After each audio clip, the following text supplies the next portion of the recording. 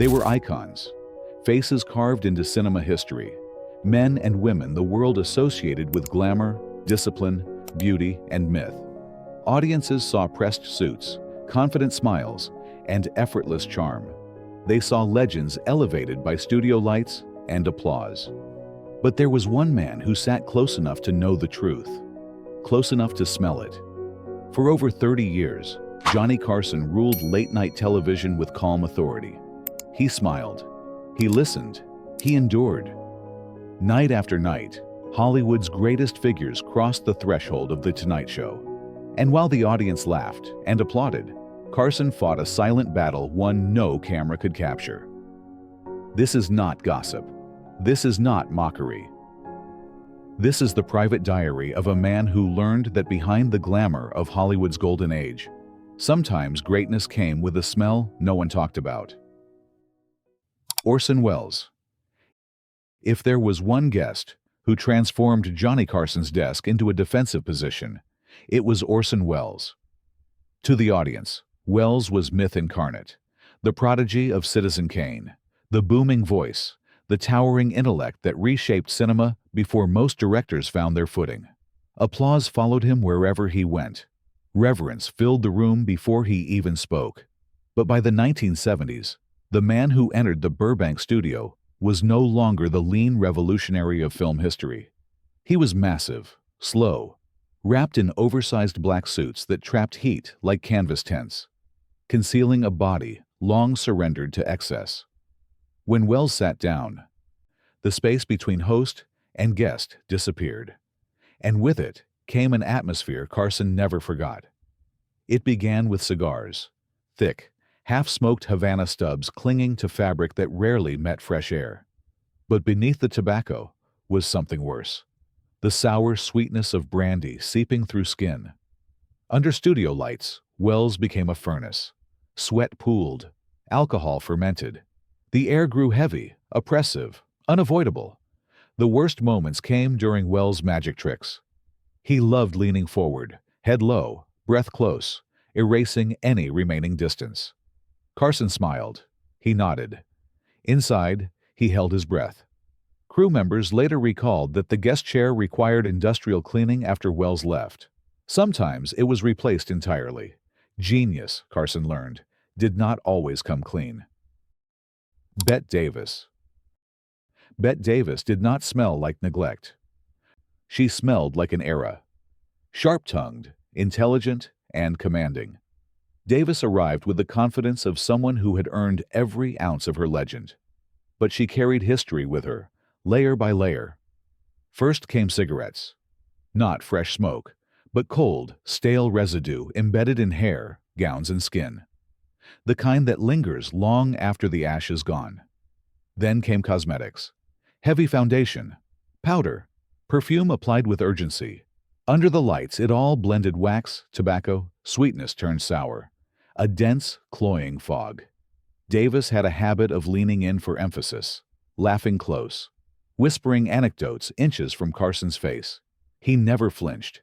Studio staff noticed his handkerchief lightly treated with peppermint oil, rising discreetly during her interviews. Davis left applause behind her. And an atmosphere that required fans and time. She was royalty, and royalty, Carson learned, came with its own cloud. Marlon Brando. Marlon Brando didn't smell of alcohol or smoke. He smelled of refusal. Brando despised convention, especially the kind enforced quietly through soap and deodorant. To him, cleanliness was artificial, a mask imposed by society, something that erased the raw truth he believed an actor should carry. Bathing in his mind was not hygiene, but surrender. When he sat across from Johnny Carson, his legendary beauty offered no protection. The scent arrived first, primal, unfiltered. Stale sweat clung to skin and fabric. Old food lingered in clothes worn too long. Leather, dogs, and days without washing merged into a dense, animal presence that filled the space between them. It intensified when he spoke. Garlic, onions. Fermented breath pushed forward with every sentence, carrying defiance as much as odor. It was deliberate, or at least accepted. Brando made no effort to soften it. When animated, he leaned in, invading space without apology. Carson leaned back slowly, inch by inch, never breaking his smile. He listened attentively while calculating distance, timing his breaths, preserving the illusion of ease. The philosophy was physical, unavoidable. The man who redefined authenticity in acting also redefined discomfort, forcing everyone near him to endure his beliefs not as ideas, but as atmosphere. Judy Garland. Judy Garland never repulsed Johnny Carson. She devastated him. Her scent was not neglect. It was damage that could not be hidden, no matter how carefully it was covered. Mint worked desperately, layered again and again, trying to seal the truth beneath it. Alcohol still slipped through, sharp, medicinal, tired. Her clothes smelled of suitcases never fully unpacked, damp hotel rooms, and the exhaustion of a woman who no longer lived anywhere long enough to rest. Beneath it all was sickness. Not metaphorical, physical. A body depleted by addiction, medication, and years of being pushed far beyond endurance. During a late 1960s interview, Garland leaned on Carson without realizing it. She wasn't invading space. She was searching for stability, for reassurance in a room filled with strangers and lights. Each time she moved closer, the smell told a story the audience couldn't see, a story of collapse unfolding quietly. Carson never recoiled. He didn't shift away. He listened carefully, compassion visible in his face as he guided her gently through memories and questions. He protected her dignity when she could no longer protect herself. After the interview, crew members said Carson remained seated long after the lights dimmed, washing his hands slowly, speaking to no one. Not long after, Garland was gone. For Carson, her memory was sorrow, not shame. Richard Burton. Richard Burton arrived immaculate, tailored suit, perfect posture, effortless intelligence. From a distance, everything appeared controlled, refined, civilized. He looked like a man who still had command over himself. But the illusion dissolved the moment he spoke. Alcohol radiated from him, not just on his breath, but through his skin. A dense fog of whiskey followed every movement, thick enough to linger in the air between sentences. Impossible to ignore. Tobacco clung to his clothes, damp and stale, embedded deep into fabric worn too often through too many late nights. Expensive cologne attempted rescue and failed. Instead of concealing the damage, it sharpened it, turning luxury into contrast, elegance fighting collapse and losing. When Burton leaned forward to emphasize a point, Carson inhaled fumes strong enough to sting the eyes. He leaned back subtly, never abruptly, redirected questions smoothly, smiled through it without breaking rhythm or exposing discomfort. To the audience, the exchange looked effortless. To Carson, it was endurance. Burton was sharp, witty, electrifying, and drowning. Each anecdote arrived soaked in excess. Each laugh carried proof of damage no tailoring could hide. He spoke of Shakespeare, cinema, and intellect, while his body told a quieter, darker story, one of dependence, tightening its grip with every appearance. Burton was brilliant, slowly dissolving into addiction, and Johnny Carson held his breath through every word. Shelley Winters. Shelley Winters never arrived with intention. She arrived in motion. She didn't mean to smell. That was never the point. Her problem wasn't rebellion or addiction. It was disorder. Shelley lived fast, ate faster, and treated time like something to outrun rather than manage. Backstage, she rushed through meals, half-finished sandwiches clutched between conversations, coffee spilled onto sleeves she never bothered to change. By the time she reached Carson's desk, the damage was already done. Food stains carried the sour scent of cold grease. Butter hardened into fabric. Sweat soaked into heavy coats and dresses worn one too many times. Under the studio lights, everything intensified. Heat activated the residue. The smell turned sharp, rancid, busy, unsettled. It felt restless, like Shelley herself. She never sat still. She gestured wildly, leaned forward, shifted constantly in her chair. And with every movement, another wave escaped into the space Carson occupied. Once, in the middle of an animated story, a piece of food slipped loose and landed directly on his desk. The audience laughed. They thought it was comedy. Carson smiled, brushed it away calmly, and continued the interview. Inside, he recorded another truth he never spoke aloud. Talent could win awards, but it couldn't organize a life. Walter Matthau.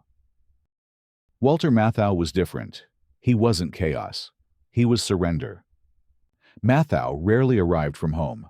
More often, he came straight from the racetrack. Hours spent under the sun, pacing concrete paths, clutching betting slips damp with sweat and tension. His clothes carried dust, heat, and the faint metallic smell of old paper money handled too long. It was the scent of waiting, hoping, losing, and starting again. Then there was the food. Onion sandwiches eaten too quickly. Street food meant to satisfy hunger, not manners. The smell lingered in his breath, fermenting as he laughed, which he did often, loudly, without restraint. Walter's laughter filled the studio. So did everything else. His shirts looked slept in, creased in places no iron had touched. His hair was perpetually oily, untouched by urgency or concern. Laundry was optional. Cleanliness, negotiable. Matthau wore his neglect like a declaration. A quiet refusal to polish anything that didn't matter to him. Carson liked him, truly. That made it harder. He teased Walter gently on air, about his wrinkles, his rumpled suits, his perpetually exhausted look. The audience loved it. It felt warm, familiar. But Carson always adjusted his chair, always leaned away just enough. Friendship softened many things, but it did not neutralize physics. Some smells, Carson learned, demanded distance, even from friends. Truman Capote. Truman Capote didn't smell like neglect. He smelled like loss. By his later appearances, the sharp-dressed literary prodigy was already gone. The man who once controlled rooms with precision and wit had been replaced by a body overwhelmed by alcohol, drugs, and illness. Chemicals leaked through his skin, medications mixing with sour sweat, creating a smell that signaled something irreversible. It wasn't loud. It was quiet, persistent, final. His clothes told another story. Dark fabrics, damp and musty, carried the sadness of hotel rooms and nights that blurred together. Shirt collars were stained, sleeves stiff. A man once meticulous, now barely holding form. The elegance people remembered existed only in memory. Capote leaned in when he spoke. He always had. He whispered gossip, secrets, half-finished thoughts meant only for the person closest to him. And with every whisper came breath heavy with decay, breath that revealed what words tried to hide. Carson never recoiled. Instead, he slowed the conversation, guided it gently, protected Capote from himself as best he could. The audience saw concern in Carson's eyes and mistook it for intellectual empathy. They didn't smell what he smelled. Carson endured not because he had to, but because he cared. This wasn't discomfort. It was grief inhaled quietly. When Capote left the stage for the last time, Carson knew he had been sitting across from a man already disappearing. John Wayne. John Wayne smelled of tobacco. Not sloppiness, not chaos. Habit. Decades of hand-rolled cigarettes had woven themselves into every fiber of his life.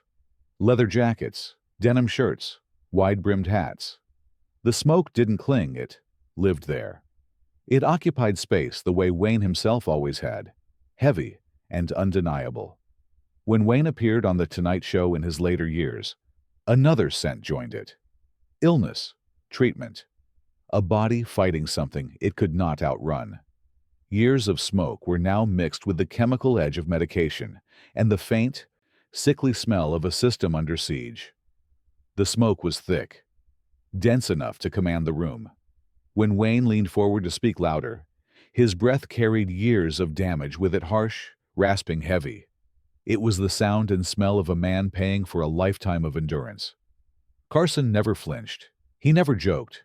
He guided the conversation gently, letting Wayne tell stories of westerns, long days on set, and an industry that no longer existed. Carson knew these moments mattered. He knew they might be final. After Wayne left one night, the guest chair reeked of smoke so badly, the crew prepared to remove it. Carson stopped them. He sat there instead, quiet, still, breathing it in. Some smells were not shameful. They were sacrifice. John Wayne didn't leave behind neglect. He left behind evidence of a life burned at both ends and a legend who paid for it with his breath. Johnny Carson hosted legends. He protected their dignity at all costs. And in doing so, he carried secrets no audience was ever meant to know. Night after night, he smiled beneath studio lights while enduring truths that never reached the screen. Behind the glamour, the golden age left traces not on film, not in photographs, but in the air itself. If you want more untold truths from Hollywood's past, subscribe. Because the stories behind the smiles are rarely clean.